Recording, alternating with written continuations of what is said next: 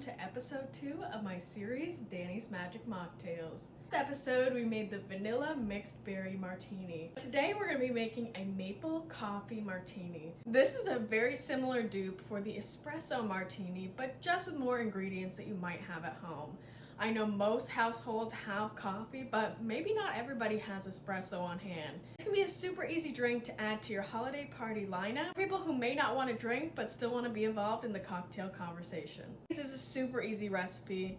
Basically everything you will have at home, minus one item, but it's just a garnish. If you don't have it, there's no need to run out and get it. This is a super easy drink that you can make for anybody on the fly. Now that you've seen the list of all the ingredients we need to make this martini, it's time to get started. Okay, for this martini, we are gonna start out with the coffee. The first step is to add the coffee into the martini glass. And I decided to be a little fancy and put mine inside this little cream container. And we are just gonna pour about halfway filled with coffee. Our next step, super easy. We're gonna add a little bit of maple syrup to give it that maple taste. Since this mocktail has very simple ingredients, it's very easy to make it on a moment's notice. Maybe you don't know if all your guests are gonna wanna drink at your holiday party. You could always have coffee and cream on hand and offer this alternative option that is just as quick as making a cocktail, if not faster. I know that traditional martinis are either made with vodka or made with gin, but let me introduce you to my friend Butter Schnapps.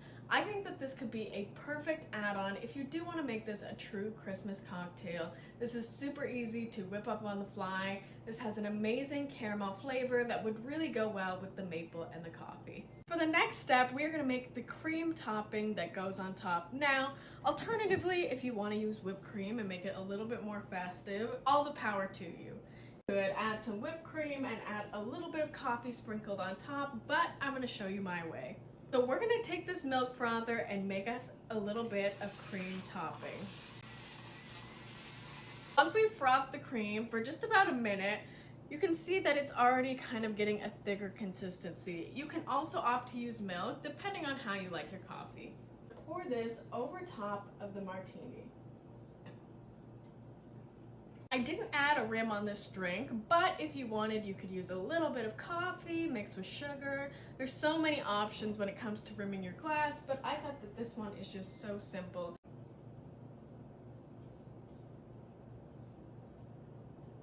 So here's what it looks like right now, but I'm going to show you guys the cutest garnish. I found these at Bulk Barn, but I'm sure that there's a lot of stores, maybe Whole Foods might have it in the States. And that is chocolate covered coffee beans. Now these are a delicious snack and they really taste just like dark chocolate. But we're gonna add a few of these right into the glass as a little garnish. And you can see them there at the bottom. And as you drink, you get to finish off with a nice little chocolatey flavor. Now the final step, we are just going to layer a tiny bit more coffee right on top to give it a nice ombre effect. And there we go. This is episode 2 of my new series, Danny's Magic Mocktails. I have the maple coffee martini. I think this is gonna be absolutely delicious, so let's give it a try.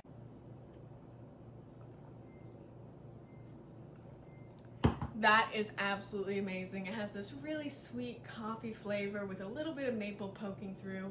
And this would be the perfect drink to still be involved in the cocktail conversation and maybe give yourself a little energy boost so you can stay up through those late holiday parties. That'll be all for this episode, but make sure to tune into the next one where we're going to be making the Christmas star.